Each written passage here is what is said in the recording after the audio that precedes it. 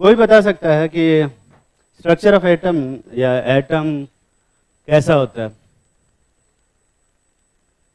कहेंगे ये भी कोई पूछने वाली बात है क्या? कुछ कुछ देखो, ऐसा है कि एक बहुत बड़ा मिसपरसेप्शन होता है लोगों के दिमाग में कि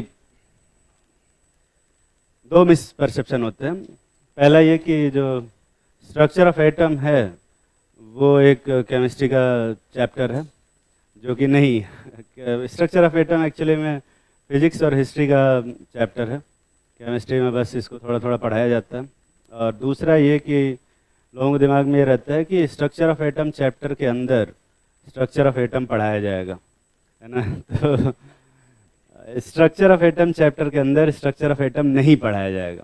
और इवन मैं तुम्हें बताऊं, जब स्ट्रक्चर ऑफ एटम चैप्टर ख़त्म होगा तो मैं तुम्हें बताऊंगा कि स्ट्रक्चर ऑफ एटम बताया ही नहीं जा सकता। तो कोई दुनिया का आदमी ये नहीं बता सकता कि एटम दिखता कैसा है, कोई भी नहीं बता सकता, अभी तक भी नहीं बताया जा चुका। ठीक है, हाँ, पर ये एक चीज़ है कि कुछ साइंटिस्ट लोगों ने एटम को किस तरह से डिस्क्राइब किया उस बारे में पढ़ना है। अपने को ये नहीं जानना है कि एक्चुअल में एटम कैसा होता है। अपने को ये जानना है कि कुछ पागल टाइप के लोग थे जिन्होंने कोशिश की एटम का स्ट्रक्चर बताने की, पर वो बता नहीं पाए। क्यों नहीं बता पाए वो भी पढ़ेंगे। तो क्या बताया उन्होंने और क्या सही था उसमें और क्या गलत था, ये सारी चीज़ें पढ़ना है। एक्चुअल में एटम कैसा होगा ये बिल्कुल भी नहीं बताया जा सकता, कोई नहीं बता सकता। ठीक है, तो फिर पढ़ ही क्यों रहे हैं? सिलेबस में है इसलिए पढ़ रहे हैं, है ना। और इससे क्वेश्चन आते हैं और उस पर जो नंबर मिलेंगे उस पर तुम्हें एक कॉलेज मिलेगा, इसके लिए पढ़ते हैं। बाकी नॉलेज के लिए अगर तुम पढ़ रहे हो तो स्ट्रक्चर ऑफ एटम तुम्हारे लिए नहीं है, कॉलेज के लिए पढ़ रहे हो तो फिर है। ठीक है, तो सबसे पहले शुरुआत होती है। आज की क्लास थोड़ी सी बोरिंग हो सकती है क्योंकि हिस्ट्री पढ़ा रहे हैं, है ना, केमिस्ट्री नहीं पढ़ा रहे हैं। तो ढेर सारा नोट्स बनाना होगा, समझना कम होगा और छापना ज़्यादा होगा, इन्फॉर्मेशन ज़्यादा है। तो बहुत सारे लोगों के लिए ये बहुत फेवरेट चैप्टर बनेगा क्योंकि इसमें दिमाग नहीं चलाना है, सिर्फ पेन चलाना है। तो बिल्कुल हो सकता है फेवरेट, बिल्कुल हो सकता है ना। ठीक है, सबसे पहले स्टार्ट करते हैं उस इंसान ने जिन्होंने सबसे पहले बताया कि एटम जैसी कोई चीज़ होती है। कौन साइंटिस्ट थे वे? ये डाल्टन साहब। लिखो, डाल्टन्स एटॉमिक मॉडल। पढ़ा पूरा? तो तुम्हें क्या लग रहा है यहाँ कोई ऑफर चल रहा है? 30% ऑफ है, पूरा ही लिखना है। तो डाल्टन साहब ने कहा कि अगर सभी किसी भी सब्सटेंस को छोटे छोटे पार्ट्स में डिवाइड किया जाए तो एक ऐसा टाइम आएगा जिसके बाद से फर्दर डिवाइड नहीं होगा, है ना। उसी छोटे से पार्टिकल को, जो सबसे छोटा पार्टिकल होगा जिसको फर्दर डिवाइड नहीं कर सकते, उसको उन्होंने क्या कहा भाई? एटम का। ठीक है, और एटम का मतलब होता है, ग्रीक वर्ड में जो वर्ड होता है टॉमी, टॉमी यहाँ पे हमारे यहाँ कुत्ते का नाम होता है। ग्रीक में टॉमी का मतलब होता है जो डिवाइड हो सके, और एटॉमी मतलब क्या होगा? जो डिवाइड ना हो, है ना। तो इसमें से ये एमी हटा के ये क्या बनता है? एटम बनता है। तो जो एटम का पहली बार नाम पड़ा वो अपने डाल्टन साहब ने रखा था, और इसका मतलब होता है एक ऐसा सब्सटेंस, एक ऐसा पार्टिकल जो फर्दर डिवाइड ना हो। ठीक है, लिखो।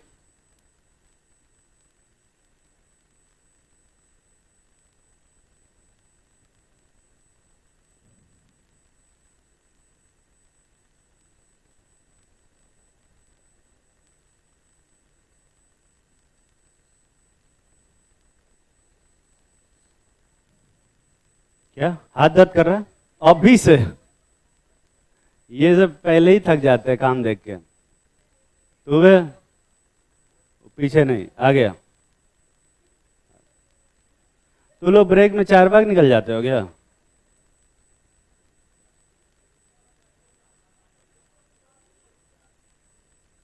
अच्छा, जाने नहीं देते हैं?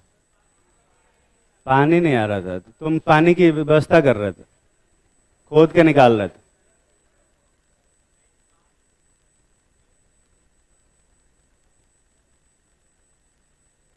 आगे आ जा, इस वाली सीट पे बैठ जा, आगे वाली सीट।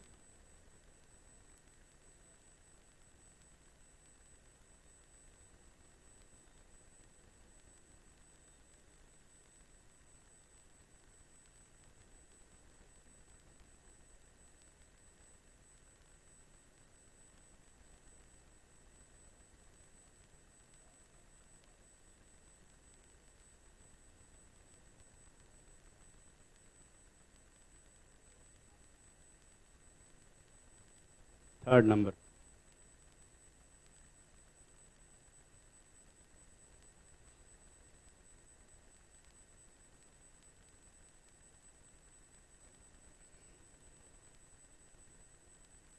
लिख लिया वे? बड़ा जल्दी लिख लिया तूने।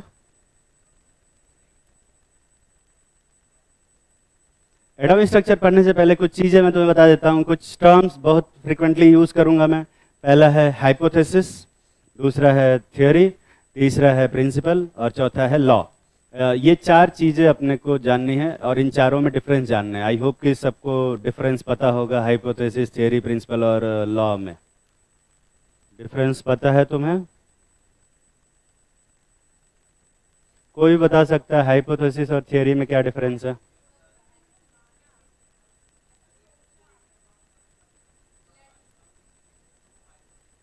और थियोरी क्या?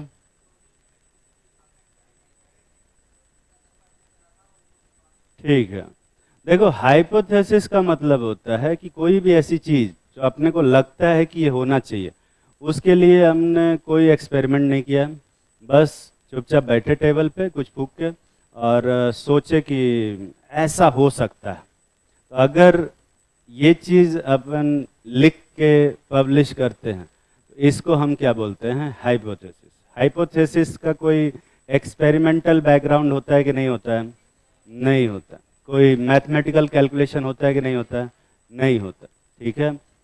कोई मैथमेटिकल कैलकुलेशन और कोई भी एक्सपेरिमेंट ना किए बिना अगर अगर हम कोई थियरी देने की कोशिश करते हैं तो उसको अपन क्या बोलते हैं?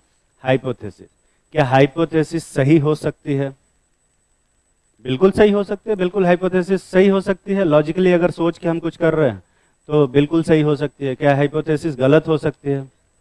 गलत भी हो सकती है, बिल्कुल गलत हो सकती है। ठीक है। तो हाइपोथेसिस सही भी हो जाती है और गलत भी हो जाती है अगर चुपचाप बैठ के ऐसी सोच के लिख रहे हैं कुछ। ठीक है। दूसरी होती है थियरी। अगर थियरी का मतलब ये है कि हम कुछ एक्सपेरिमेंट करते हैं और उसके बेसिस पे जो हमने को ऑब्जर्वेशन मिलता है उसके बेसिस पे हम कोई कंक्लूजन निकालते हैं और उसको अगर पेपर पे लिखते हैं तो वो चीज़ को अपन क्या बोलेंगे? थियोरी बोलेंगे। क्या थियोरी सही हो सकती है?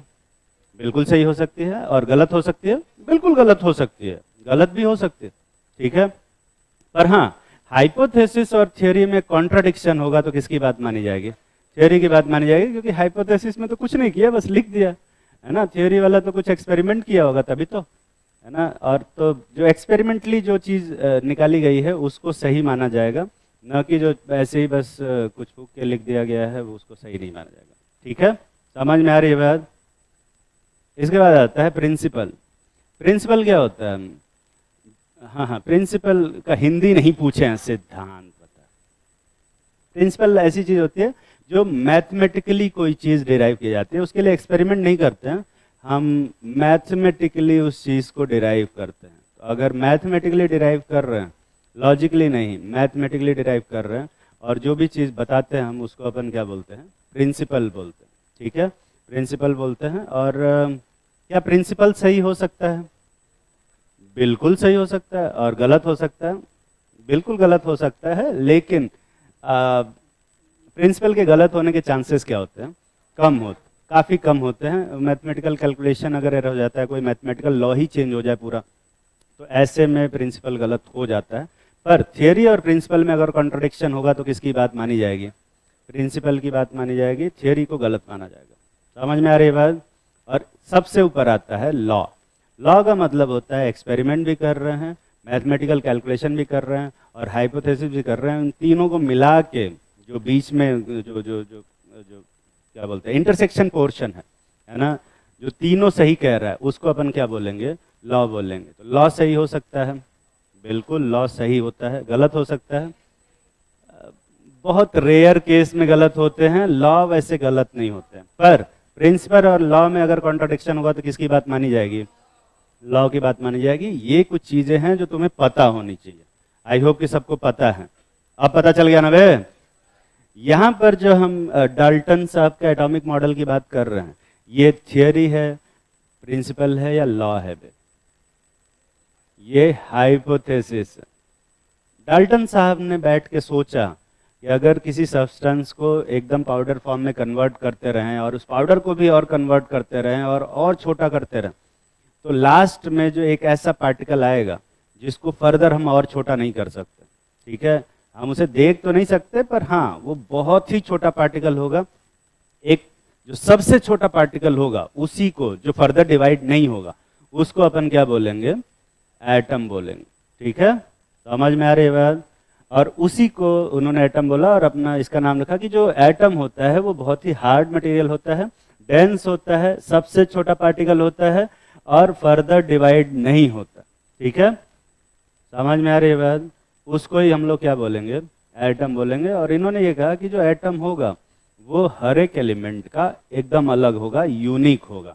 मतलब अगर कोई कॉपर का एलिमेंट है ना, कॉपर का अगर कोई एटम है और कहीं दूसरी जगह से वही कॉपर का एटम मंगाए, तो दो जगह से, दो अलग अलग सोर्सेस से मंगाए हुए कॉपर के जो एटम होंगे वो हर मामले में एक ही जैसे होंगे। समझ में आ रही है बात? और आयरन का अगर एटम होगा, है ना, तो आयरन का एटम अगर कहीं से मंगा रहे हैं दो तीन जगह से, तो हर जगह से आयरन का एटम क्या होगा? सेम होगा।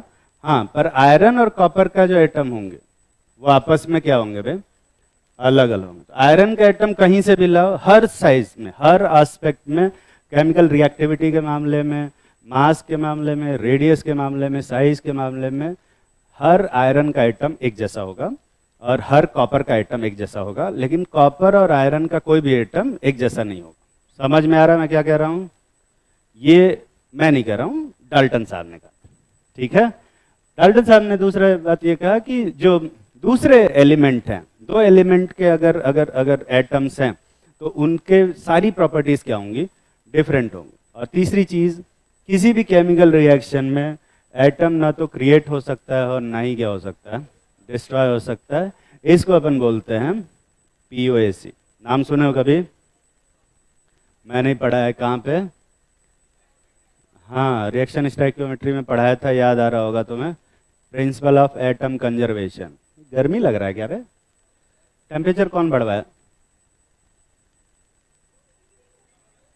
तूने ही टेम्परेचर बढ़वाया था, मुझे याद आ रहा है। पिछली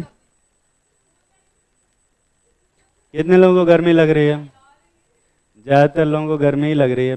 बुला के लाओ उनको। यहाँ रिमोट रखा है क्या? रिमोट यहीं रखा है?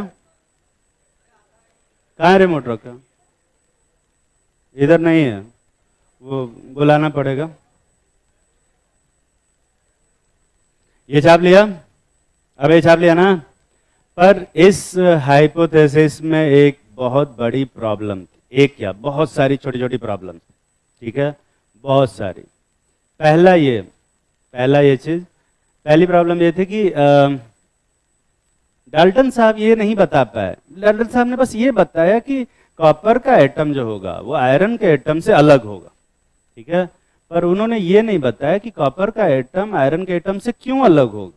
लाइक कॉपर का एटम है और आयरन का एटम है, दोनों एटम ही अगर, तो क्या ऐसी प्रॉपर्टी है, ऐसी कौन सी चीज है जो कॉपर के एटम को आयरन के एटम से अलग कर रही है ना? उसका रीजन नहीं बता पाया, क्योंकि वो बस बैठ के सोच रहे थे, तो रीजन उनके पास नहीं था कि क्यों ये डिफरेंट है। दूसरा, तुम लोगों ने कभी आइसोटोप्स का नाम सुना है? जब आइसोटोप्स की डिस्कवरी हुई, आइसोटोप्स की, है ना, मैंने एक ही आइसोटोप लिखा है, कार्बन 12 और कार्बन 14। आइसोटोप्स की डिस्कवरी हुई तो पता चला कि दोनों ही कार्बन के एटम है। कार्बन 12 भी कार्बन का एटम है और कार्बन 14 भी कार्बन का एटम है। फोन रख दे बे। फोन रख। कैसे, मतलब कैसे फोन चला लेते क्लास में? कुछ बहुत जरूरी काम था। वही चेक कर रहा था कि सही पढ़ा रहे हैं कि नहीं। हाँ, फिर क्या बता रहा था मैं? आइसोटोप, कार्बन 12 और कार्बन 14 दोनों ही कार्बन के ही एटम हैं। फिर भी इन दोनों का मास क्या आता है? डिफरेंट आता है। अब डाल्टन साहब ने कहा कि एक ही एलिमेंट के सारे एटम एक जैसे होंगे, पर यहीं पर आइसोटोप्स आते ही पता चलता है कि एक ही एटम के सारे एटम एक जैसे नहीं होते, है ना। जब आइसोबार्स के बारे में पता चला, आइसोबार जानते हो ना?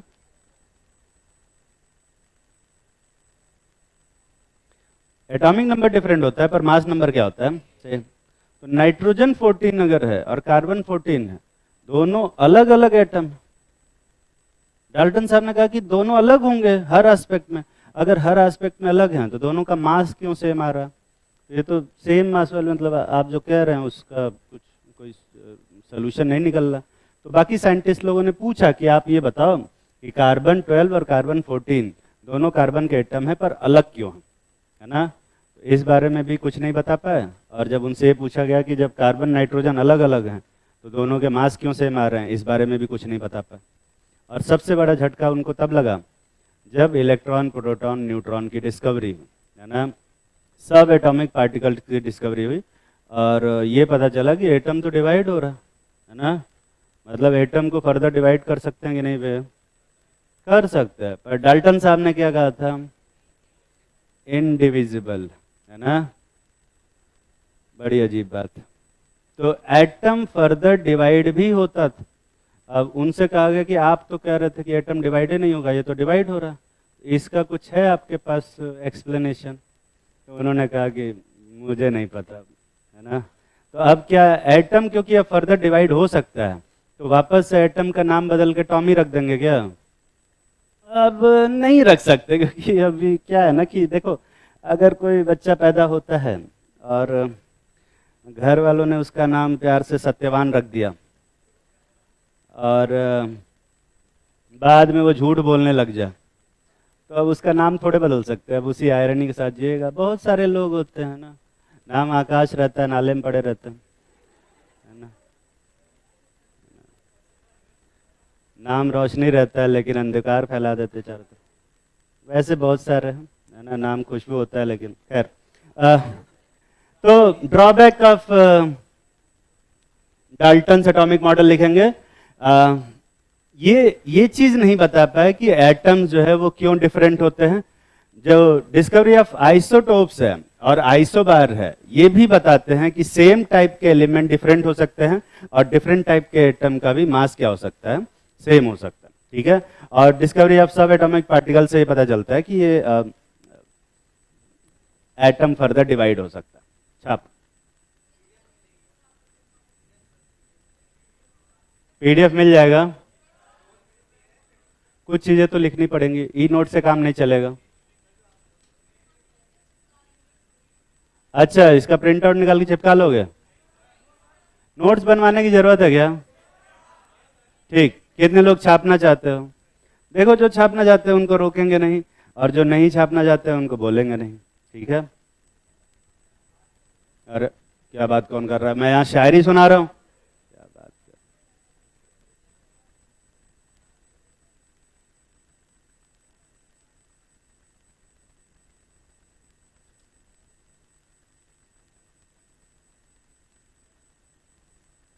यहाँ जो बैठते थे वो कहाँ गए वे? तू नहीं, तेरे अलावा भी यहाँ एक बैठते। तू तो यहाँ बैठते नहीं है, इसी बैच में है, नया एडमिशन लिया। तू यहीं बैठते हैं? कहाँ? उधर से? वो वाले जोन से इंपोर्ट होते हो क्या तुम लोग? वहाँ से ज़्यादातर लोग यहाँ पे वहीं से आते हैं।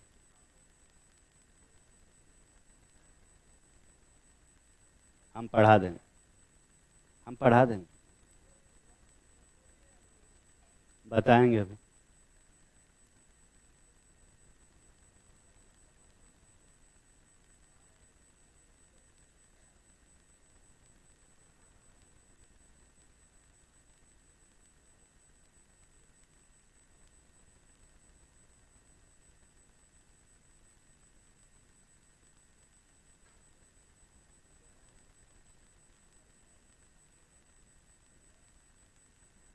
लिख लिया होगा।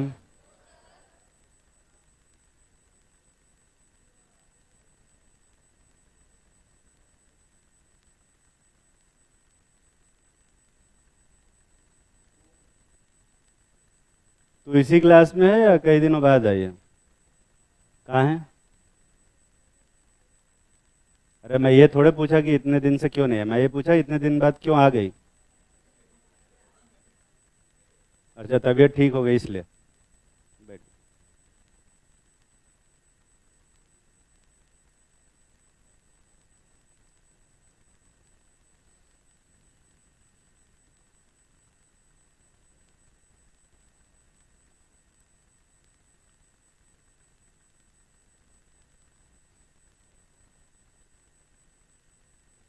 लिख लिया होगा।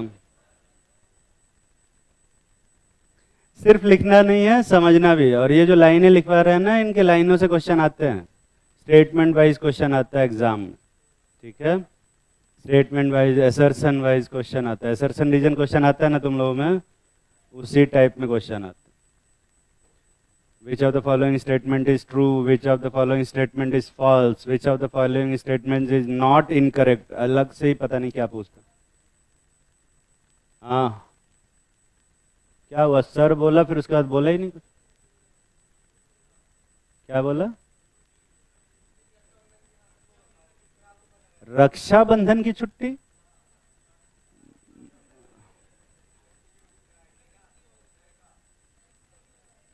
देख लेना, छुट्टी ले लेना। वैसे अभी तक तो कोई इन्फॉर्मेशन नहीं है मेरे पास, है ना। मुझे ज़्यादा दिक्कत होती नहीं, क्योंकि अब मेरी दो सिस्टर हैं, यहीं लखनऊ में ही रहती हैं। आगे कूद जाती हैं बांधने के लिए घर पे। अरे मतलब टपक पड़ती हैं।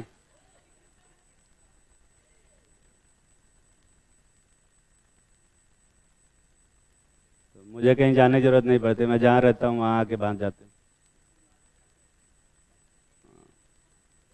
अरे दुखी हैं कि साल भर नहीं पूछते हैं, पैसा मार बस पैसा लेने आ जाते हैं। पहले से फ़ोन कर देते कि देखो हमको ये चाहिए, है ना। व्हाट्सएप पे उनका मैसेज रक्षाबंधन के एक हफ्ते पहले आ गया है। हाँ, मैसेज आ जाता है। एक एक एक कोई भी फ्लिपकार्ट या अमेजोन पे प्रोडक्ट होता है, उसका लिंक मेरे पास पड़ा होता है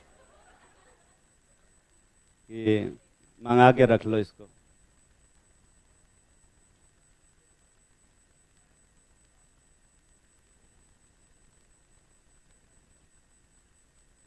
हर तरफ से मेल्स का ही शोषण होता है, क्या कर सकते।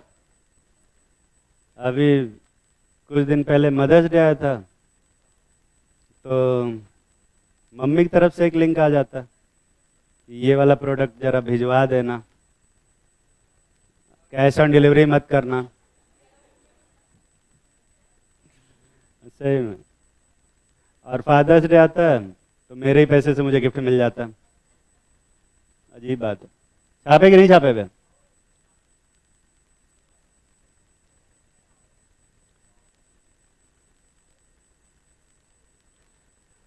तो सबसे पहले एक साइंटिस्ट थे, जे जे थॉमसन साहब। जे जे थॉमसन साहब ने एक एक्सपेरिमेंट किया था। स्पेलिंग आई होप सही लिखा, छाप लिया ना। थॉमसन साहब ने जो एक्चुअल में एक्सपेरिमेंट किया था, है ना, उसको देखते हैं। डिस्चार्ज ट्यूब इसको बोलते थे। एक इस टाइप का डिस्चार्ज ट्यूब था। डिस्चार्ज ट्यूब ग्लास का बना हुआ था, बहुत ही स्ट्रॉन्ग ग्लास का बना हुआ था। और इसमें इन्होंने यहाँ पे एक प्लेट लगाया था, यहाँ एक बैटरी लगाया था, यहाँ स्विच लगाया था, और यहाँ एक और प्लेट लगाया था, ठीक है। ये जो बैटरी थी थोड़ी सी भारी थी, 20 किलो वोल्ट की थी, है ना। 20 किलो वोल्ट का मतलब समझ में आता है ना, 20,000 वोल्ट की। जो तुम्हारे घर में इन्वर्टर लगा रहता है, इन्वर्टर है ना सब, थोड़ा बहुत होगा ही, देखा होगा तुम लोगों ने। जो बैटरी लगी रहती है इन्वर्टर वाली, वो कितने वोल्ट की रहती है? हाँ, 1,000। कौन बोला? एमएएच नहीं पूछ रहे, वोल्ट पूछ रहे। कितने वोल्ट की बैटरी होती है? 12 वोल्ट। 12 वोल्ट का डीसी का बैटरी रहता है। यहाँ कितना लगा है? 20,000 का। तुम्हें पता होना चाहिए कि बैटरीज को जब सीरीज में कनेक्ट करते हैं तो उनका जो ईएमएफ है वो ऐड हो जाता है। पढ़े हो कि नहीं पढ़े हो? इसमें थोड़ा सा ना पुराना नॉलेज यूज होगा, जो 11th-12th वाला नॉलेज है फिजिक्स का, ठीक है। तो क्योंकि ये फिजिक्स का ही चैप्टर है मेनली, मैं भी इसको फिजिक्स का ही चैप्टर मानता हूँ, केमिस्ट्री का चैप्टर है भी नहीं है, तो फिजिक्स ही मेन चीज़ है। तो 20,000 किलो वोल्ट की बैटरी के लिए 12-12 वोल्ट के कितनी बैटरीज लगेंगे वे? बहुत ज़्यादा, तकरीबन 2000 बैटरीज लगेंगे, है ना।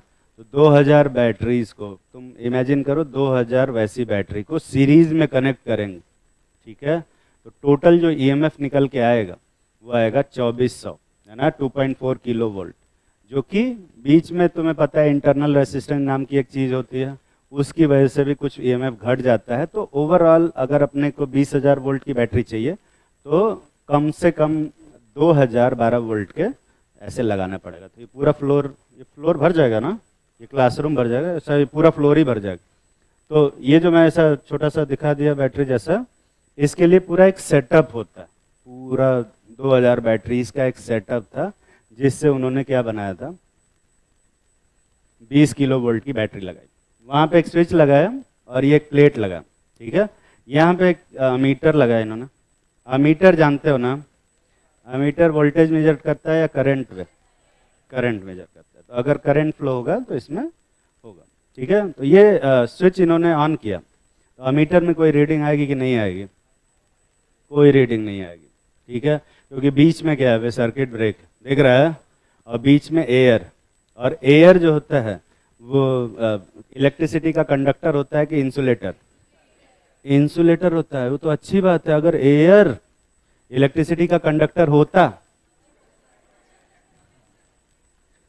तो इतने सारे हाई टेंशन वाले वायर जाते हैं, वो 2000 वोल्ट के 33,000 वोल्ट की बैटरी का करंट ऊपर फ्लो करता है, उसके नीचे से निकलोगे तो बस एक बार निकल पाओ, फिर निकल लोगे, ठीक है।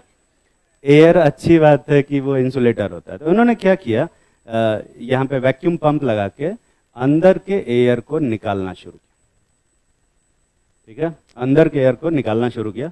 और जैसे ही अंदर का pressure 10 to the power -3 ATM हुआ, 10 टू द -3 एटीएम मतलब 0.001 एटीएम या 1/1000 एटीएम के बराबर पहुंचा, तो अमीटर में रीडिंग आने लगी। अमीटर में क्या आने लग गई? रीडिंग आने लग गई। मतलब एयर को हटाने के बाद से इसमें क्या होने लग गया? करंट फ्लो होने लग गया। जो एक्चुअल एक्सपेरिमेंट है मैं वो बता रहा हूँ, ठीक है, एक्चुअल एक्सपेरिमेंट बता रहा हूँ। और जब इन्होंने ध्यान से देखा तो यहाँ पर कुछ पीछे के साइड में, यहाँ इस वाले, ये वाला प्लेट कौन सा प्लेट बनेगा? पॉजिटिव वाला प्लेट, ये पॉजिटिव प्लेट बनेगा ना बे, और ये कौन सा प्लेट बनेगा? Negative plate. इस प्लेट को उन्होंने क्या बोला था? एनोड। ये प्लेट कौन सा प्लेट बनेगा? एनोड। और ये प्लेट कौन सा बनेगा? कैथोड, ठीक है। जब एक्सपेरिमेंट कर रहे थे और रीडिंग आ रही थी तो उन्होंने ध्यान से देखा, थॉमसन साहब ने, कि यहाँ पीछे के साइड में, ये एनोड के पीछे कुछ फ्लोरोसेंस डेवलप हो रहा है। फ्लोरोसेंस का मतलब क्या? फ्लोरोसेंस जानते हो ना, कुछ ना शाइन कर रहा था, वो ग्लास जो है चमक रहा था, ग्रीन कलर का फ्लोरोसेंस डेवलप हो रहा था, ग्रीन कलर का, ठीक है। हाँ, ये यार इसमें नियॉन ग्रीन मत बोलने लग जाना। ये कौन सा ग्रीन है? नियॉन ग्रीन है, ग्रीन। हम लोग बस आरजीबी में जीते हैं, बाकी तुम पता नहीं, उसी में पिंक में भी 4 तरह के पिंक होते हैं यार इनके, ज्यादा होते हैं। ये देखो ज्यादा बता रहे, हमने तो बस एक ही पिंक सुना। ये ब्लैक है, ये भी ब्लैक है। अब ये कहेंगे नहीं ये व्हाइटिश ब्लैक है। व्हाइटिश ब्लैक क्या होता है यार? हाँ हाँ फर्क है, पर ब्लैक ही बोला जाता है ना, ठीक। तो एनोड के पीछे कुछ फ्लोरोसेंस डेवलप हुआ है, और एज अ साइंटिस्ट थॉमसन साहब ने ये सोचा कि एनोड के पीछे अगर फ्लोरोसेंस डेवलप हो रहा है, इसका मतलब कुछ रेज एनोड से निकल के यहाँ फ्लोरोसेंस डेवलप करेंगे या कैथोड से भी? इसका मतलब है कि कैथोड से कुछ रेज निकल रही हैं, कैथोड से कुछ रेज निकल रही हैं, जो कि एनोड के पीछे क्या डेवलप कर रही हैं? फ्लोरोसेंस डेवलप कर रही हैं। समझ में आ रही है बात? अरे ऊपर जाना यार। इस रेज को उन्होंने क्या नाम दिया? कैथोड रेज नाम दिया। और उन्होंने कहा कि यहाँ पीछे की साइड में ये जो ये रेज आके इस पर पड़ रही है ना, ये कैथोड से निकल रहा होगा, और इसको इन्होंने कहा कि ये कैथोड रेज, ठीक है, समझ में आ रही बात?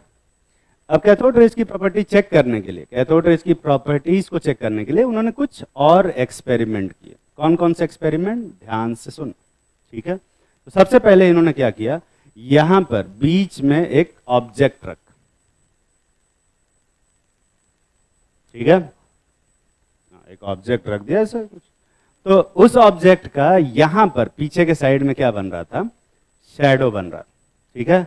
अब ऑब्जेक्ट रखा है और शैडो बन रहा है, इसका मतलब वो रेज किस में मूव कर रही हैं, अरे वो रेज क्या हो रही हैं भाई, स्ट्रेट लाइन में मूव कर रही हैं। जो भी ऑब्जेक्ट, जो भी रेज स्ट्रेट लाइन में मूव करती हैं उनका शैडो बनता है, जो स्ट्रेट लाइन में मूव नहीं करते उनका शैडो नहीं बनता, ठीक है। जैसे साउंड का शैडो बनता है कि नहीं बनता है, साउंड का शैडो नहीं बनता, तो अगर कोई पोल के पीछे है तो भी मेरी आवाज़ सुनेगा, ठीक है, पर वो दिखाई नहीं देगा। समझ में आ रही है बात?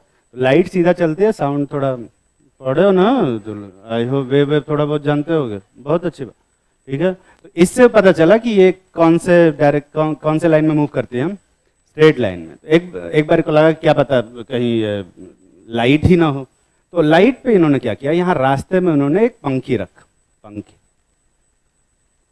हल्का सा यहाँ पे पंखी रख, और ये जब पंखी रखा तो ये पंखी क्या हो गया भाई, रोटेट हो गया। अब पंखी के रोटेट होने से ये पता चलता है कि ये लाइट नहीं है, ये पार्टिकल है। अब ये कैसे पता चला होगा कि पार्टिकल है, पंखी रोटेट हो गई तो पार्टिकल कैसे हो गया? तो अगर कोई पंखी जैसे मान लेते, तुम लोग ने वो लेजर लाइट देखी है, इस पे ना ये पंखी पे ऐसा लेजर लाइट लेके यहाँ पे ऐसे बहुत तेजी से ऐसा दबा के इस पे लाइट डालो, इस पे लेजर लाइट 3-4 डालो, तो ये घूमेगा कि नहीं घूमेगा भाई? लेजर लाइट से नहीं घूमेगा। क्यों नहीं घूमेगा? लाइट की स्पीड कितनी होती है, 3 × 10⁸ मीटर पर सेकेंड, पर मास कितना होता है, 0, तो मोमेंटम कितना होगा, 0, ठीक है। तो मोमेंटम 0 होगा, तो चेंज इन, अब लाइट पहले मोमेंटम 0 था, स्ट्राइक करने के बाद भी मोमेंटम क्या है, 0, तो चेंज इन मोमेंटम कितना होगा, 0। और जो फोर्स होता है, आई होप कि तुमने कभी पढ़ा हो, -dp/dt के बराबर होता है। ये पढ़े हो कि नहीं पढ़े हो? आज ही पढ़े हो क्या? वेरी गुड, वेरी गुड, मतलब फिजिक्स वाले सर पढ़ा रहे हैं। तो -dp/dt के बराबर होता है। कोई मुझसे ये नहीं पूछेगा कि वो माइनस क्यों, ठीक है, पूछोगे तो नहीं ना भाई? हाँ, वो फिजिक्स वाले सर से पूछना है ना, वो बताएंगे कि चेंज मोमेंटम के अपोजिट डायरेक्शन में फोर्स लगता है। खैर, तो मैं उस पर डिस्कशन नहीं करूंगा। तो अगर चेंज इन मोमेंटम 0 है तो फोर्स भी क्या होगा, 0। और न्यूटन साहब का फर्स्ट लॉ है, वो ये कहता है कि अगर किसी ऑब्जेक्ट पे कोई फोर्स नहीं लग रहा है तो उस पर मोशन होगा कि नहीं होगा, नहीं होगा, है ना। तो अगर कोई ऑब्जेक्ट रुका हुआ है तो रुका ही रहेगा, और अगर मूव कर रहा है तो मूव ही करता रहेगा, अनलेस कि उस पर कोई अनबैलेंस फोर्स ना लगे। तो कोई अनबैलेंस फोर्स नहीं लग रहा है, इसलिए ये नहीं घूमता है। लेकिन यहीं पे मैं पानी का पाइप ले लूं और इस पे 1 मीटर पर सेकेंड से पानी डाल, तो 3 × 10⁸ मीटर पर सेकेंड से लाइट डाल रहे थे तो मूव ही नहीं हो रहा था। 1 मीटर से पानी डालेंगे तो मूव करेगा क्या? ये करेगा, क्योंकि पानी के पास क्या है, मास है, और मास इंटू वेलोसिटी क्या बनेगा, mv, कुछ मोमेंटम बनेगा। और शुरू में mv मोमेंटम है, बाद में जब इस पर स्ट्राइक किया तो मोमेंटम क्या हो गया, 0, है ना। तो चेंज इन मोमेंटम पॉजिटिव होगा कि नेगेटिव होगा, होगा, कुछ ना कुछ चेंज इन मोमेंटम होगा ना बे। मोमेंटम में चेंज होगा तो क्या भी डेवलप होगा, फोर्स, और फोर्स डेवलप होगा तो क्या डेवलप होगा, मोशन। तो यहाँ पे अगर मोशन हो रहा है, इसका मतलब कि क्या लग रहा है, अरे क्या लग रहा है, प्रेशर लग रहा है। और प्रेशर लग रहा है, इसका मतलब कि उन पार्टिकल, उस रेज में क्या है, मास है। और इसके बेसिस पे उन्होंने कहा कि देखो ऐसा है, ये जो लाइटें अपने को दिख रही हैं वो एक्चुअली में लाइंस नहीं है, ये क्या हैं, छोटे छोटे पार्टिकल जो बहुत हाई स्पीड से मूव कर रहे हैं। छोटे छोटे पार्टिकल हैं, पीछे छोटे छोटे पार्टिकल दिखाई दे रहे हैं, अरे दिख रहा है ना। इस पार्टिकल को उन्होंने नाम दिया कैथोड पार्टिकल, कैथोड पार्टिकल नाम दिया, ठीक है, क्योंकि वो सारे रेज नहीं थे, वो सब क्या थे वे, पार्टिकल।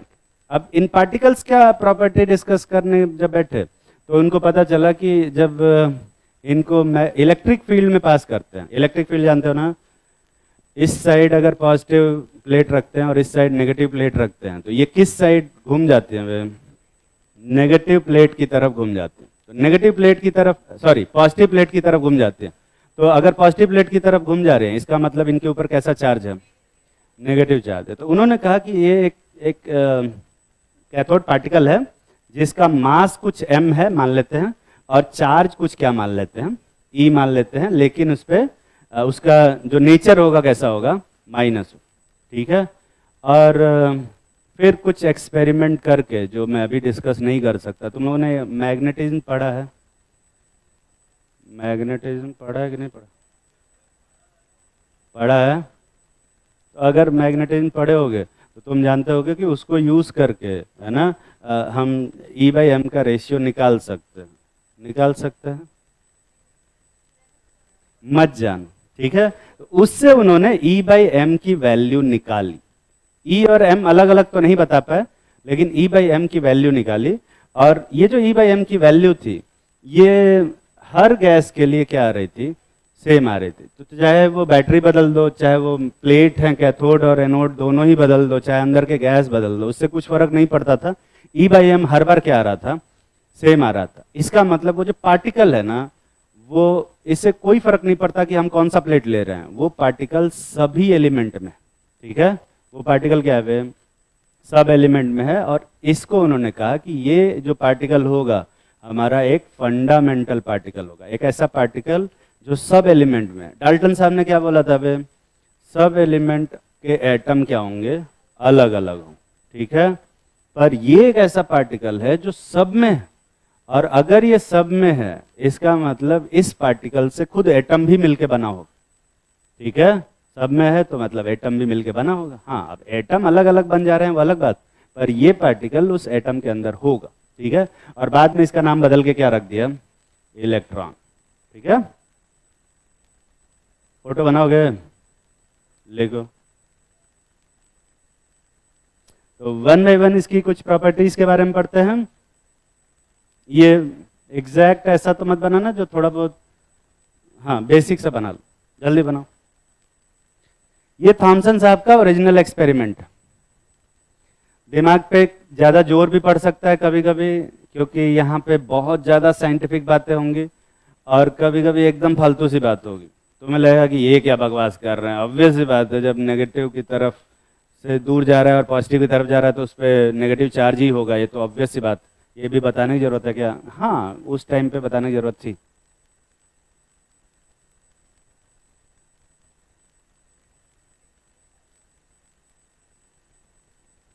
क्या? हाँ हाँ,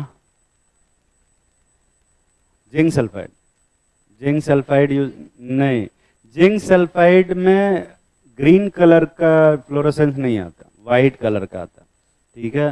तो जिंक सल्फाइड से चेक किया तो वाइट कलर का फ्लोरोसेंस आ रहा था। ठीक है। पर विदाउट जिंक सल्फाइड चेक किया तो ग्रीन कलर का फ्लोरोसेंस आ रहा था। ठीक है।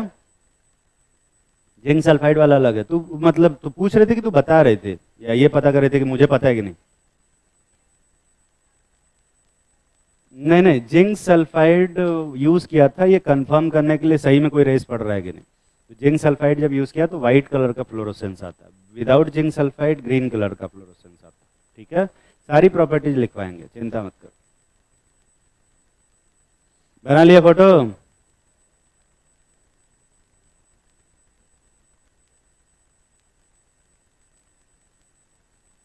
ये सो गया, इसको उठाओ। करो।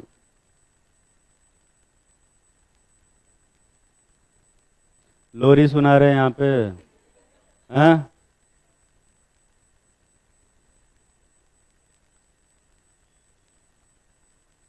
रतिया में क्या करते हो तुम लोग?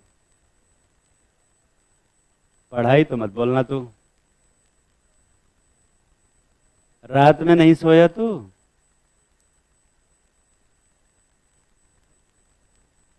जा नाक मुंह धो क्या। पानी नहीं आ रहा? देख, कहीं ना कहीं आएगा, बाथरूम में तो आएगा। बाथरूम में भी नहीं आ रहा? अरे यार, तो अब तू क्या करेगा?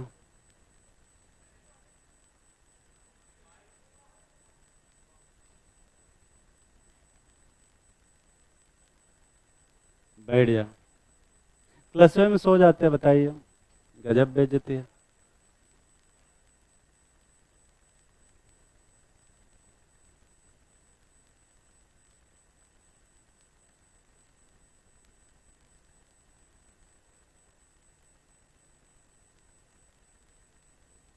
बना लिया फोटो?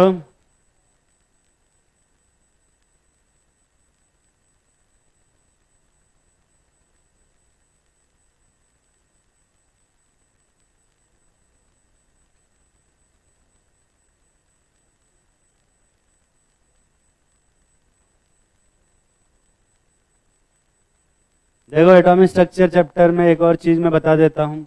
एटॉमिक स्ट्रक्चर चैप्टर पढ़ते टाइम कभी कभी ना तुम्हें दिमाग का बिल्कुल इस्तेमाल नहीं करना होगा, और कभी कभी तुम्हें बहुत ज़्यादा दिमाग का इस्तेमाल करना होगा। तो दिमाग के यूजेस का जो फ्लक्चुएशन होगा वो बहुत ज़्यादा होगा। तो कभी एकदम ही नहीं करना है, जैसे ये इस वाले में तो करना ही है, डाल्टन साहब वाले में बिल्कुल नहीं करना था, इस वाले में लेकिन दिमाग का इस्तेमाल करना पड़ेगा।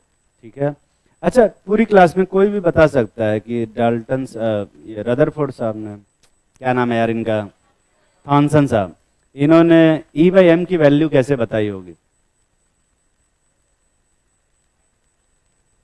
मैग्नेटिक फील्ड यूज करके। वो तो मैंने ही बताया, पर वो कैसे? तो फिर क्या बोल रहे हो? कोई भी? हाँ बोल।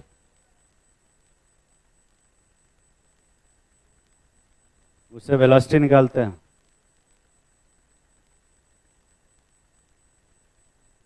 बता।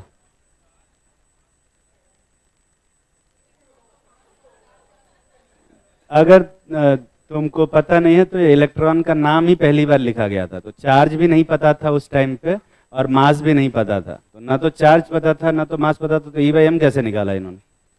नहीं निकलेगा ना। साइंटिस्ट लोग ऐसे ही काम करते हैं। ऐसा काम पहली बार जो होता है ना, तो उसके लिए करना पड़ता है। जो तुम अभी इलेक्ट्रॉन का चार्ज और मास एकदम तुम्हें याद है अच्छे से, है ना, वो इसीलिए याद है क्योंकि किसी एक साइंटिस्ट ने पहली बार उसको निकाला था। ठीक है? पर जब अगर किसी को मास नहीं पता हो तो कैसे निकालेगा फिर? उसके लिए बहुत ज़्यादा नॉलेज और एक बहुत ज़्यादा पेशेंस और एक्सपेरिमेंट करने की ज़रूरत पड़ती है।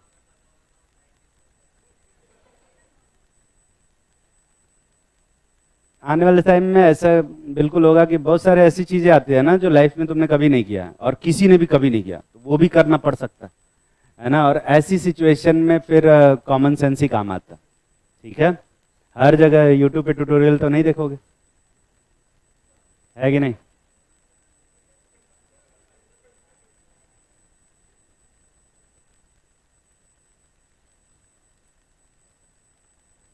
कि मान लो कोई ऑपरेशन करना है और सामने एनेस्थीसिया देके मरीज बेहोश पड़ा है और डॉक्टर साहब यूट्यूब ट्यूटोरियल देख रहे हैं, how to remove hernia from stomach, पता नहीं कुछ ऐसे। हार्निया पेट में होता है क्या? हाँ हाँ हाँ, वही वही वही वही, ठीक है। मुझे नहीं पता भैया, मैंने मेडिकल नहीं पढ़ा, मुझे बायोलॉजी का बी भी नहीं आता, है ना। ना, हाँ हाँ, हार्निया जो भी ऑपरेशन होता है, कुछ भी होता है कि how to remove appendix without a pain, है ना। अब वहाँ बैठ के सर्च कर रहे हैं कि आगे, और वो उसको होश आ रहा है, उसको एनेस्थीसिया दिए जा रहे हैं कि भाई रुक जा, अभी 10 मिनट का वीडियो बचा है। ये सब थोड़े करोगे, तो तुम्हें एक्चुअली में करना पड़ेगा, है ना। E/m कैसे निकाला होगा, मैं तुम्हें एक रफ आइडिया दे देता हूँ। ठीक है?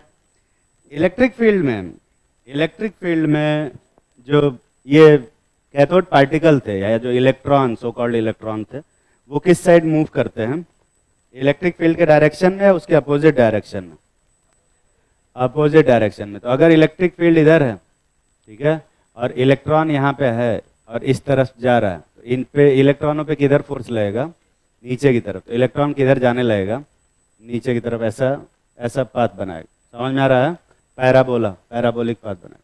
पर यहीं पे अगर मैं एक मैग्नेटिक फील्ड लगा दूँ, ये वाला, ये बाहर आ रहा है कि अंदर जा रहा है?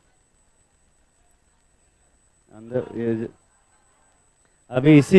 अभी इसी में कंफ्यूज, ये बाहर आ, ठीक है, बाहर आ रहा। आई होप कि तुम्हें समझ में आता हो कि ये बाहर की तरफ आ रहा। ठीक है? एरो साइन की तरह होता है, तुम तीर की तरह समझो, जिसके आगे का मतलब ऐसा तीर होता है जो कि आगे वाला पोर्शन नहीं है इसका। तो जो अगर ये तीर अंदर की तरफ जाएगा तो पीछे का इसका ये क्रॉस दिखेगा, और अगर ये तीर बाहर की तरफ आ रहा होगा तो ये डॉट दिखेगा। ठीक है? तो डॉट दिख रहा है, इसका मतलब किधर आ रहा है? बाहर। और क्रॉस दिख रहा है तो मतलब किधर जा रहा है? अंदर। ये सब पढ़े हो कि नहीं पढ़े? ये सब हम पढ़ाएंगे क्या फिर? तो ये मैग्नेटिक फील्ड है बी यूनिट का, जो कि किधर जा रहा है, आउटसाइड आ रहा है। ठीक है, तो कोई बता सकता है कि इलेक्ट्रॉनों पे किधर फोर्स लग रहा होगा? उसके लिए तुमने पढ़ा होगा कि ये फोर्स जो होता है वो क्यू वी बी के बराबर होता है ना, वी क्रॉस बी, है ना। तो ये डायरेक्शन निकालने के लिए क्या करते हो, राइट हैंड रूल और लेफ्ट हैंड रूल, पता नहीं क्या क्या रूल है, कुछ नहीं जानते, सिर्फ एक हाथ निकालते हैं, से राइट वाला। ठीक है, ऐसे थप्पड़ मारने वाली पोजीशन में। ठीक है, और ये जो फिंगर्स होते हैं ये फर्स्ट वेक्टर का डायरेक्शन है, और जो पाम होता है वो सेकंड वेक्टर का डायरेक्शन है। तो जो अंगूठा होता है वो किसका डायरेक्शन बताता है, रिजल्टेंट का। ठीक है, तो अभी वेलोसिटी किधर है, ऐसे, और वो ये किधर है बे, मैग्नेटिक फील्ड किधर है, बाहर की तरफ। तो फोर्स किधर लगेगा, नीचे की तरफ पर, क्योंकि इलेक्ट्रॉन पे नेगेटिव चार्ज है ना, इलेक्ट्रॉन पे नेगेटिव चार्ज है, तो ये फोर्स किधर शिफ्ट हो जाएगा, ऊपर की तरफ। ऊपर की तरफ फोर्स लग रहा है ई वी बी, और नीचे की तरफ फोर्स लग रहा है इलेक्ट्रिक का ई ई, देख रहा ना, ई क्या है, चार्ज। तो अपन क्या करते हैं, मैग्नेटिक फील्ड इलेक्ट्रिक फील्ड को ऐसे एडजस्ट करते हैं कि ये जो कैथोड रेज है वो एकदम सीधा निकले, और अगर इलेक्ट्रिक फील्ड ज्यादा लगाएंगे तो नीचे मुड़ जाएगा, मैग्नेटिक फील्ड लगाएंगे तो ऊपर मुड़ जाएगा। तो अपन बैलेंस करते हैं जिससे कि ई वी बी बराबर हो जाए किसके, ई ई के। ठीक है, और ई से ई क्या हो जाता है, कैंसिल, यहां से वी आता है ई बाई क्या, बी, देख रहा है ना। और इसको यूज करके हम उस इलेक्ट्रॉन की वेलोसिटी निकालते हैं। समझ में आ रही है बात? अबे समझ में आ रहा है कि नहीं आ रहा? तो वेलोसिटी निकालने के लिए हम ये एक्सपेरिमेंट करते हैं। ऐसा नहीं कि एक सेकंड में कितना दूर गया वो ट्रेवल करने, वो बैठ के डिस्टेंस नाप रहे हैं, ऐसा नहीं होता। बहुत ज़्यादा डिस्टेंस होती है तो ऐसे नहीं कर सकते, ऐसे ही करना पड़ेगा। समझ में आ रही बात? अरे समझ में आ रहा है ना? इसके बाद क्या करते हैं, इलेक्ट्रिक फील्ड को गायब कर देते हैं। इलेक्ट्रिक फील्ड गायब करोगे तो ये E बाई ई क्या हो जाएगा, गायब हो जाएगा। ठीक है, अब इसके बाद यहाँ पे क्या लग रहा है, सिर्फ मैग्नेटिक फील्ड लग रहा है, देख रहा है ना, हटाओ इसको, मैग्नेटिक फील्ड लगेगा। और किधर फोर्स लग रहा है, ऊपर, तो इलेक्ट्रॉन यहाँ से जाएगा और इस साइड फोर्स लग रहा है। तो हर बार जैसे जैसे इसका डायरेक्शन चेंज होगा ना, वैसे वैसे मैग्नेटिक फील्ड उसकी हमेशा क्या रहेगा, परपेंडिकुलर। तो फोर्स भी हमेशा क्या लगा रहेगा, परपेंडिकुलर। तो यहां पर किस टाइप का मोशन होता है, सर्कुलर मोशन। ये पढ़े हो कि नहीं पढ़े हो, सर्कुलर मोशन होगा, क्योंकि डायरेक्शन हर जगह पे क्या हो रहा है, परपेंडिकुलर है। तो ये फोर्स भी हमेशा क्या रहेगा, टुवर्ड सेंटर। तो ये एक सर्कुलर मोशन में मूव करे। तुम लोगों ने इलेक्ट्रिक मैग्नेटिक फील्ड में चार्ज पार्टिकल का मोशन नहीं पढ़ा है? तो एक सर्कुलर पाथ बनाते हुए यहां से बाहर निकल जाएगा, क्योंकि मैग्नेटिक फील्ड बस यहीं तक है। ठीक है, तो यहां से पहले मैग्नेटिक फील्ड नहीं था, यहां तक मैग्नेटिक फील्ड था। तो यहां से मैग्नेटिक फील्ड में एंटर करेगा और यहां से निकलेगा। तो बस जहां से घुसा है और जहां से निकला है उसके बीच का डिस्टेंस निकाल लो। इसका हाफ करने से ये क्या मिल जाएगा अपने को, रेडियस। समझ में आ रहा है? और जो रेडियस है वो तुमने ये फॉर्मूला कभी पढ़ा है, F is equal to M V square by R, पढ़ा है कि नहीं पढ़ा? पढ़ा, सेंटीमीटर फोर्स। और ये जो सेंटीमीटर फोर्स है वो किसके बराबर है, ई वी बी के बराबर। देख रहा है? अब देख रहा है ना? तो रेडियस पता है अपने को, यहां से कुछ कैंसिल हो रहा है क्या, v से v कैंसिल हो रहा है, देख रहा है? तो m इंटू v की जगह पे क्या लिखोगे, वो e बाई बी बाई क्या, r इज इक्वल टू कितना, e बाई बी। यही आ रहा है? तो जो e बाई m आएगा, इस m को उठा के इधर भेजो, ठीक है, और b को उठा के इधर ले आओ, तो बी स्क्वायर बन जा रहा है ना। तो जो E बाई एम आएगा हमारा, E by R B square आएगा। क्या E की वैल्यू पता है अपने को, क्या B की वैल्यू पता है, और क्या R की वैल्यू निकाली जा सकती है? उससे क्या आ जाएगा, E बाई एम। तकलीफ में तो नहीं हो, उसके लिए मैग्नेटिज्म आना चाहिए। कितने लोगों को ये फॉर्मूला पता था, E B M E B B, पता नहीं ये क्या बोल रहे हैं। बाकी लोग सदमे में होंगे कि ये पढ़ाया क्या जा रहा है। भूल जाओ, भूल जाओ। कुछ कुछ एक्सपेरिमेंट करके ई बाई एम की वैल्यू निकाली थी, ठीक है, बस ये याद रखना। ये मत याद रखना कि क्या एक्सपेरिमेंट किया था, क्योंकि अगर मैं वो बताने लगूंगा तो मुझे फिजिक्स पढ़ाना पड़ेगा और फिजिक्स मुझे उतनी नहीं आती। ठीक है, देखो प्रॉपर्टीज ऑफ कैथोड रेज। हाँ, अच्छा, ये फोटो नहीं बना पाया, जरूरत नहीं थी, मैं बस समझा रहा था। ठीक है, कुछ चीजें नहीं करनी। तो सबसे पहली चीज, कैथोड रेज क्या होती है भाई?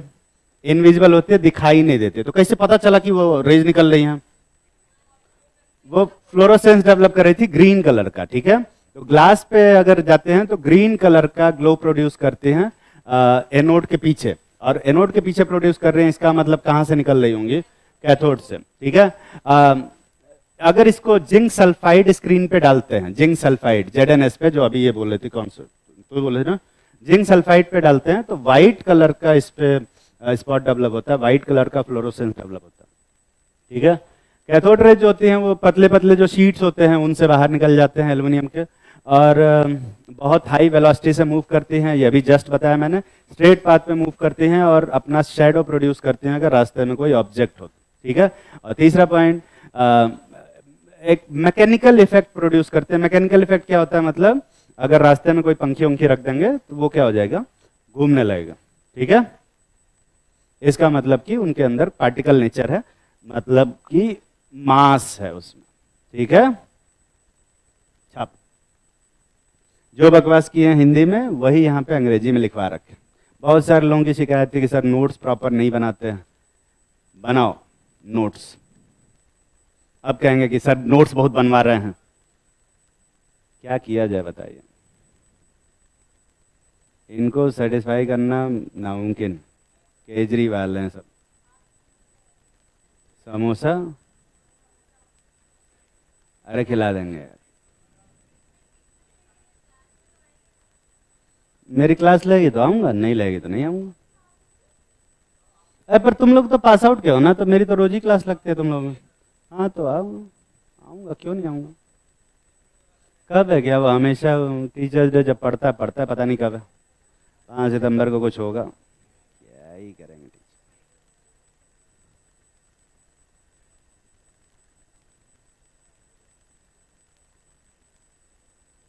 ट्यूसडे,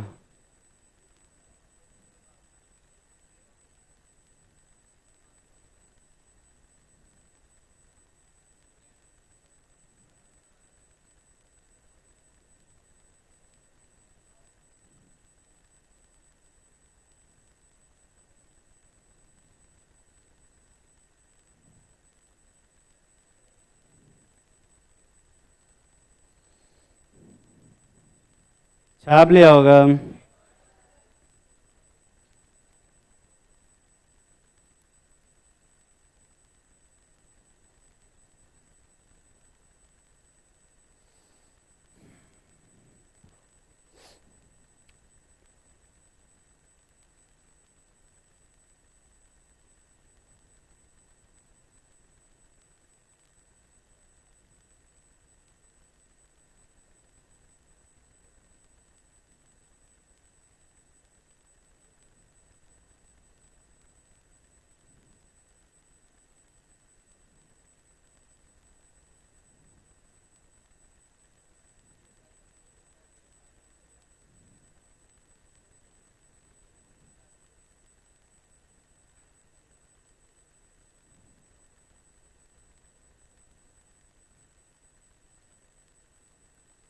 ये सारे पॉइंट बस लिखना नहीं है, समझना भी है। ठीक है,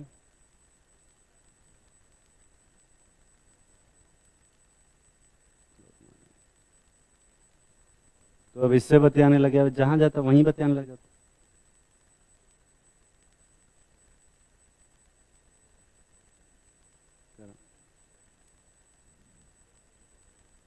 क्या? ठीक,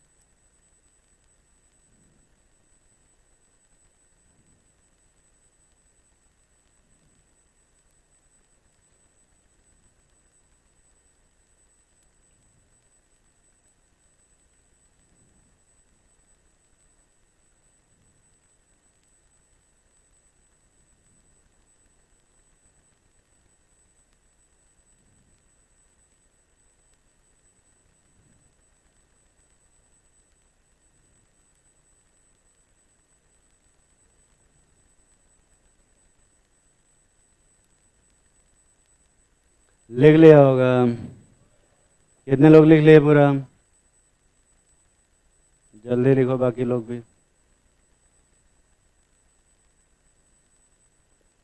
एटॉमिक स्ट्रक्चर के बाद तुम लोग को गैसीय स्टेट पढ़ाना है क्या? क्या अरेंजमेंट करते हैं यार ये लोग। एटॉमिक स्ट्रक्चर के बाद पीरियोडिकल प्रॉपर्टी पढ़ाना जाना चाहिए, जो कि एनसीईआरटी में, फिर केमिकल बॉन्डिंग, और फिर स्टेट ऑफ मैटर, और फिर थर्मोडायनेमिक्स, और फिर इक्विलिब्रियम। टेस्ट उसी हिसाब से शेड्यूल देना। नहीं कर सकते हो, मेरे पास आ जाते हैं कि सर ये क्या कर रहे हो आप, हम बना के भेजे हैं तो आप अपना दिमाग क्यों लगा रहे हो। और फिर मैं ये बोल देता हूँ कि दिमाग है इसलिए लगा रहे हैं, बुरा मान जाते हैं। नहीं बोल सकते ना, उनको उनको नहीं समझ में आता।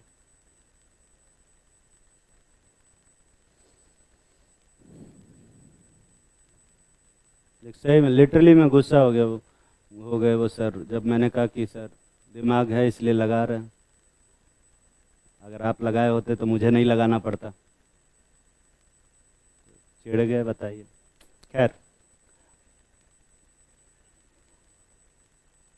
दिमाग पता नहीं कैसे मैं कुछ भी बोलता हूँ लोग अफेंड हो जाते हैं। कौन हंस रहा? तू ऐसा कुछ अफेंड होने वाली चीजें मैं बोलता हूँ क्या?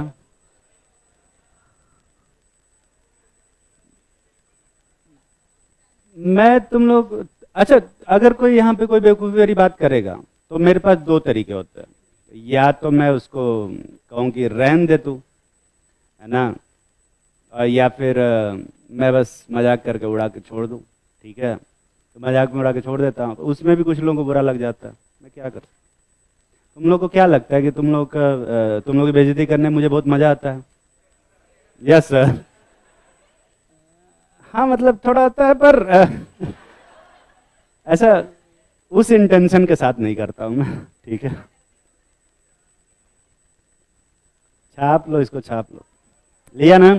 ठीक, देखो अगला। अरे यार एक मिनट बता रहा। तो जब इलेक्ट्रिक और मैग्नेटिक फील्ड दोनों एक साथ अप्लाई किया गया कैथोड रेज पे ना, दोनों एक साथ अप्लाई किया गया, तो उसको डायरेक्शन ऑफ रिफ्लेक्शन, जो भी अभी ये बकवास किया था ना, ये बकवास, उसी को यहाँ पे इंग्लिश में लिखा है सोफिस्टिकेटेड तरीके से। वहां से E बाई एम की वैल्यू उन्होंने निकाला 1.76 इंटू 10⁻11 कूलम पर केजी। ठीक है, और ये जो वैल्यू आ रही थी हर एक एलिमेंट के लिए, हर एक कैथोड, हर एक एनोड, और हर एक टाइप की बैटरी, चाहे वायर बदल लिया, चाहे ग्लास बदल लिया, चाहे अंदर की जो गैस थी वो चेंज कर लिया, हर बार ये E बाई एम की वैल्यू क्या आ रही थी?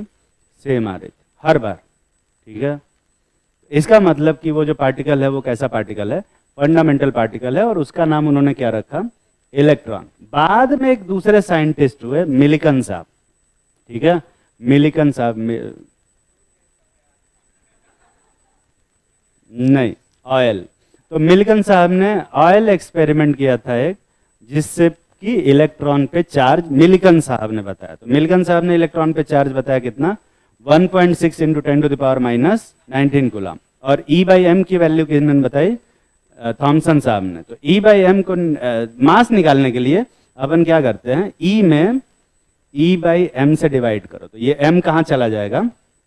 ऊपर, दिख रहा है ना, और ये E से E कैंसिल हो जाएगा। तो मास निकालने के लिए अपन को क्या करना होगा? E में E बाई एम से डिवाइड करना होगा। मतलब 1.6 इंटू 10⁻19 में किससे डिवाइड करेंगे?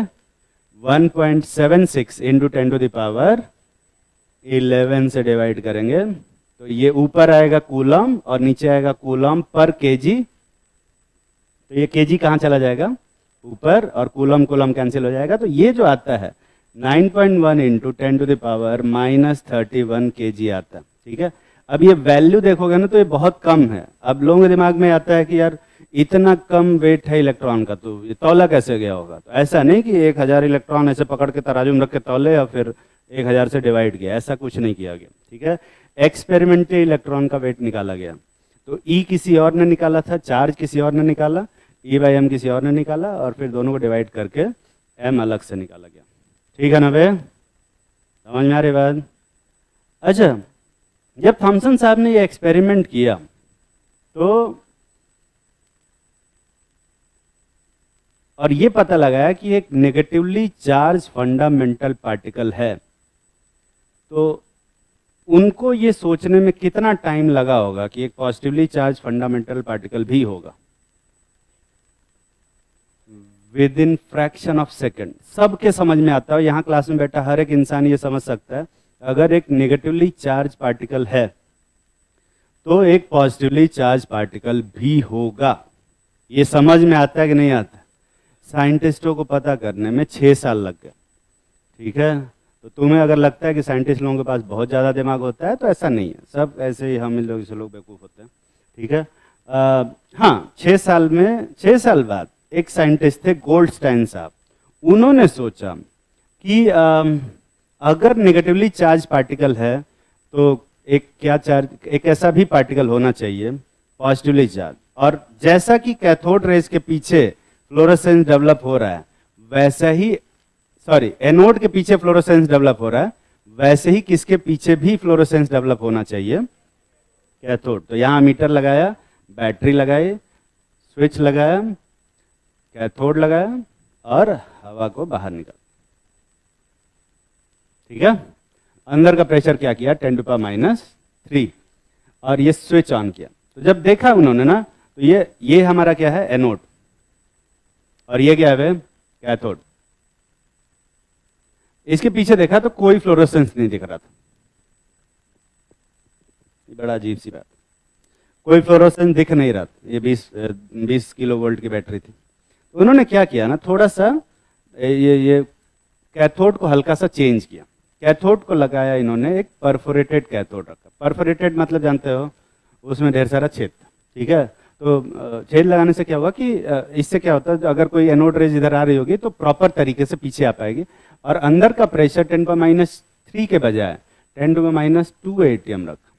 और तब उन्होंने देखा माइक्रोस्कोप से, तो पीछे के साइड में रेड कलर का फ्लोरोसेंस आ रहा था। ठीक है, थोड़ा बहुत चेंज करने के बाद रेड कलर का फ्लोरोसेंस आया। बिल्कुल सब सही है, जैसा उन्होंने सोचा था वैसा ही हो रहा था। ठीक है, इसका मतलब कि ये रेज कहाँ से आ रही होंगी बे? अबे कहाँ से आ रही होंगी? एनोड से, कुछ ऐसा। ठीक है, अरे टेढ़ा मेरा कहाँ से आ रहा? कैसे करें? ऐसे। यार ये सीधा क्यों नहीं बन रहा मुझसे? कोई बात नहीं, इस टाइप से रेज आ रही। ठीक है, इस रेज का इन्होंने क्या नाम रख दिया? Anode rays. ठीक है, मतलब ये रेज कहां से निकल रही है? एनोड से। फिर इसमें यहाँ पे इन्होंने बीच में एक ऑब्जेक्ट रखा, तो उसका क्या बन रहा था? शैडो। शैडो बन रहा था। इसका मतलब ये लाइट ये कैसे मूव कर रही हैं? स्ट्रेट लाइन में मूव कर रही हैं। यहाँ पे पंखी एक रखा छोटा सा, तो वो पंखी क्या हो गई बे? घूम गई। इसका मतलब कि इसके अंदर क्या है? मास, पार्टिकल नेचर है। समझ में आ रहा है? अब इसको अगर इलेक्ट्रिक फील्ड में रखा, यहाँ पे ये पॉजिटिव प्लेट और इधर नेगेटिव प्लेट, तो ये किधर घूम गए? सबके सब नेगेटिव साइड में घुस गए। समझ में आ रहा ना? नेगेटिव साइड डायरेक्शन में ये सब के सब बेंड हो गए, नेगेटिव साइड में। तो इसका मतलब इन पे कैसा चार्ज है? पॉजिटिव। ठीक है, सब कुछ सही चल रहा था, जैसा उन्होंने सोचा था एग्जैक्टली वैसे ही सब कुछ हो रहा था। बस एक छोटी सी प्रॉब्लम आ गई।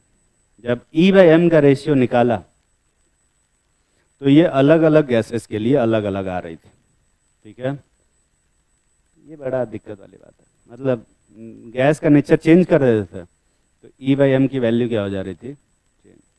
एज अ साइंटिस्ट तुम अगर गोल्डस्टाइन की जगह पे होते तो तुम क्या बोलते? छोड़ देते काम? ये देखो, इन कहते हैं कि अबे हटाओ इसको, है ना? पर ऑब्वियसली वो साइंटिस्ट थे। साइंटिस्ट और नॉर्मल लोगों में यही डिफरेंस है, अगर कोई मुश्किल आती है तो वो छोड़ते नहीं है, वो वहीं पे रुके रहते हैं, उसका कुछ सोल्यूशन निकालते हैं, कुछ लॉजिकल सोचते हैं।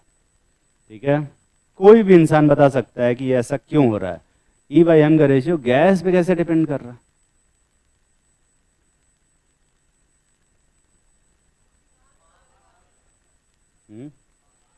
अरे तो अगर वो फंडामेंटल पार्टिकल है तो किसी भी चीज पे नहीं डिपेंड करना चाहिए ना।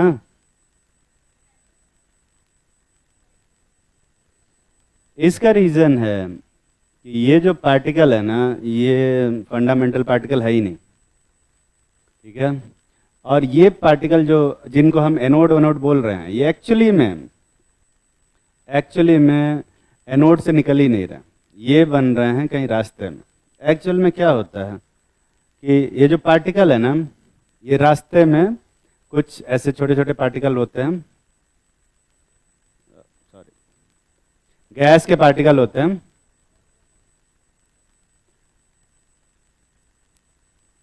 इधर ही इधर उधर पड़े रहते हैं। अरे यार कॉपी हो जा भाई, क्या कर रहा है।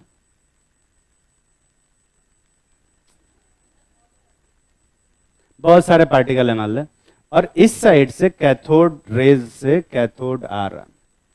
तो कैथोड रेज जब इधर से आते हैं ना, तो इन पार्टिकल से क्या करते हैं, टकराते हैं, जिसकी वजह से पार्टिकल क्या होते हैं, आयनाइज हो जाते हैं। इनके ऊपर कैसा चार्ज आ जाता है, पॉजिटिव चार्ज। और ये जो पॉजिटिव चार्ज है ये मूव करता है और कैथोड को मिस करता है, और पीछे क्या डेवलप करता है, फ्लोरोसेंस डेवलप करता है। तो ये जो पार्टिकल गैस के पार्टिकल हैं, वही आयनाइज होके पीछे क्या डेवलप कर रहे हैं, फोर्स डेवलप कर रहे हैं।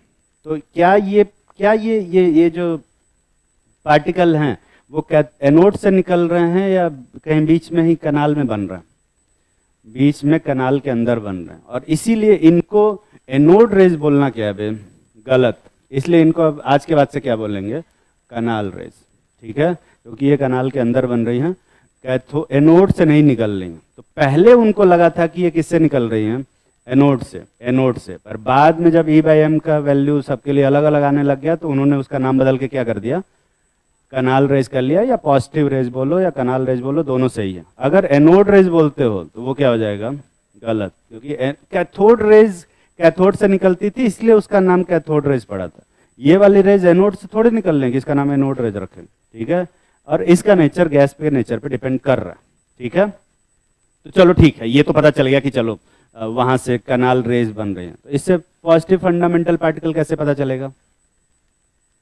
तो गोल्डस्टाइन साहब ने सोचा कि जो भी सबसे छोटा एलिमेंट होगा, है ना, जो सबसे छोटा एलिमेंट होगा वो कम से कम एक प्रोटॉन, एक पॉजिटिव फंडामेंटल पार्टिकल और एक नेगेटिव फंडामेंटल पार्टिकल से मिलकर बना होगा। आधा तो हो नहीं सकता, कि आधा इलेक्ट्रॉन और आधा प्रोटॉन हो सकता है क्या। उन्होंने सोचा कि जो सबसे हल्का मटेरियल होगा वो ही क्या होगा, वो एक पार्टिकल, एक पॉजिटिव फंडामेंटल पार्टिकल और एक नेगेटिव फंडामेंटल पार्टिकल से मिलकर बना होगा। और उस टाइम पे जो सबसे छोटा एलिमेंट पता था वो क्या था, वे हाइड्रोजन। तो उन्होंने इसमें हाइड्रोजन गैस भर दिया, और हाइड्रोजन गैस भरने के बाद जो यहाँ से निकला उसी को उन्होंने क्या बोला, वे प्रोटॉन, ठीक है। और उस प्रोटॉन का E/m निकाला तो हर बार क्या आ रहा था, सेम।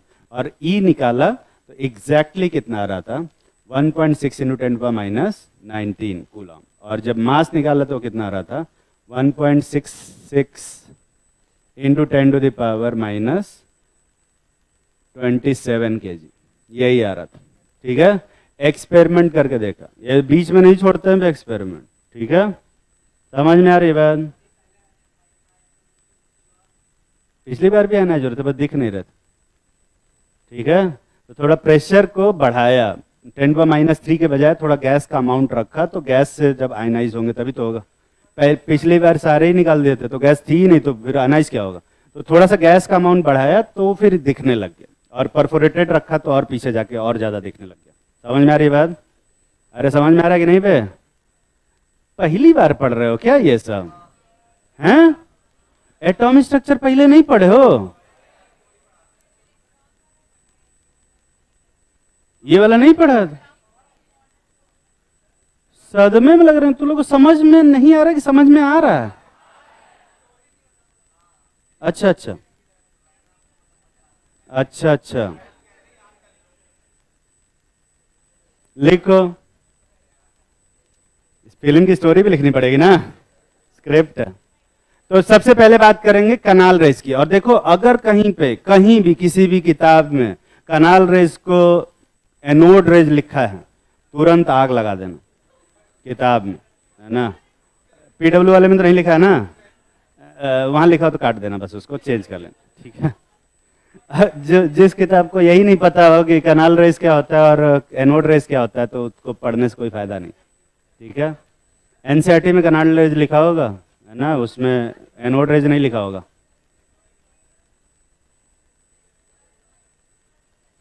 हाइड्रोजन गैस डाली गई, तभी तो पता चलेगा कि हाँ। अब देखो, अगर ना मैं तुम्हें बताऊं, उस टाइम पे हाइड्रोजन सबसे छोटा एलिमेंट था। अगर इन फ्यूचर पता चलता है कि हाइड्रोजन से भी हल्का कोई एलिमेंट है, तो ये जो हाइपोथेसिस है वो रॉन्ग हो जाएगा और पूरी केमिस्ट्री फिर से पढ़नी पड़ेगी। ठीक है, पर अभी तक ऐसा नहीं हुआ है और होगा भी नहीं, क्योंकि अब ये श्योर हो गया कि हाँ और कोई बीच में नहीं है एलिमेंट। ठीक है,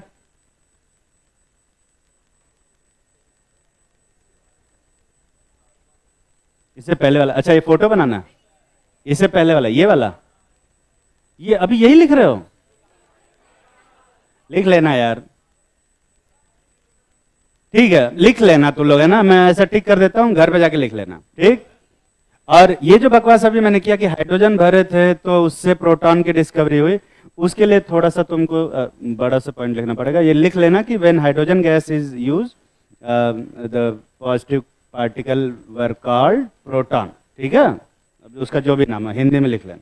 ठीक है, ये सब प्रोटॉन और इलेक्ट्रॉन का नौटंकी चल ही रहा था, है ना। उसके ठीक 15 साल बाद एक साइंटिस्ट थे चैडविक साहब, उन्होंने कहा कि एक न्यूट्रल पार्टिकल भी होगा। ये अलग ही चल रहा है, लोगों को लग रहा था कि एक पॉजिटिव और नेगेटिव से काम हो जा रहा है, पर चैडविक साहब ने एक एक्सपेरिमेंट किया, उसमें वो बेरिलियम का एटम लिए थे और इसके ऊपर अल्फा पार्टिकल की बम्बार्डिंग कर रहे थे। अल्फा पार्टिकल क्या होते हैं? हीलियम का न्यूक्लियस होता है, ठीक है। और जब इसके ऊपर बम्बार्डिंग कर रहे थे तो कुछ देर बाद ये, बाद में चेक किया तो ये कार्बन था, ये किस में कन्वर्ट हो गया? अबे कार्बन में कन्वर्ट हो गया, ठीक है ना, कार्बन में कन्वर्ट हो गया। तो उन्होंने ये वाला इक्वेशन लिखा, ये इक्वेशन कि भाई बेरिलियम के ऊपर जब हीलियम की बम्बार्डिंग करेंगे तो कार्बन बन रहा, और जब चेक किया तो कार्बन था। तो जब चार्ज बैलेंस किया तो 4 और 2 मिला के कितना आ रहा था? 6। और जब मास बैलेंस किया तो 13 आ रहा, पर यहाँ पे क्या आ रहा है? 12। ठीक है, तो एक्सपेरिमेंट करके उन्होंने देखा कि भाई मास तो कम आ रहा, इसका मतलब कंजर्वेशन ऑफ मास प्रिंसिपल क्या है? वे गलत है, कंजर्वेशन ऑफ मास प्रिंसिपल है, और ये क्या है? थियरी। एक्सपेरिमेंट कर रहे हैं, और थियरी और प्रिंसिपल में कॉन्ट्राडिक्शन होगा तो किसकी बात मानी जाएगी? कंजर्वेशन ऑफ मास प्रिंसिपल को गलत नहीं कर सकते, तो इसका मतलब ये गलत तो नहीं है। तो फिर ईगो कहाँ चला गया? हाँ, तो कुछ जो है कुछ गड़बड़। तो फिर उन्होंने क्या किया कि ऐसा है, यहाँ पर ना एक कोई पार्टिकल होगा जिसके ऊपर चार्ज तो 0 होगा, लेकिन उसका मास क्या होगा? बे 1 यूनिट होगा। उस पर चार्ज नहीं होगा लेकिन मास होगा, और उस पार्टिकल का नाम उन्होंने क्या रखा? न्यूट्रॉन, है ना। ऐसा नहीं कि बेरिलियम के ऊपर अल्फा पार्टिकल की बम्बार्डिंग कर रहे थे तो कार्बन में कन्वर्ट हो गया और ये न्यूट्रॉन निकल के भागने लग गया, तो वो देखो भाग रहा है न्यूट्रॉन, है ना। ऐसे नहीं, न्यूट्रॉन दिखाई नहीं देता है। तो उन्होंने गेस किया कि जरूर एक ऐसा पार्टिकल बना होगा, है ना, जो गया होगा, अभी दिख नहीं रहा है, अब हम नहीं जानते, लेकिन इस इक्वेशन के हिसाब से एक पार्टिकल बनना चाहिए। इसका मतलब एटम के अंदर क्या भी होगा? बे एक न्यूट्रॉन हो। और ये इक्वेशन लिखने के लिए, एक छोटा सा इक्वेशन लिखने के लिए इनको 3 बार नोबेल प्राइज दिया गया 3 बार। मैं हर साल लिखता हूँ 5 बार। 3 बार नोबेल प्राइज। इस इत्तू से इक्वेशन के लिए 3 बार नोबेल प्राइज क्यों दिया गया? बे पहली बार लिखे थे,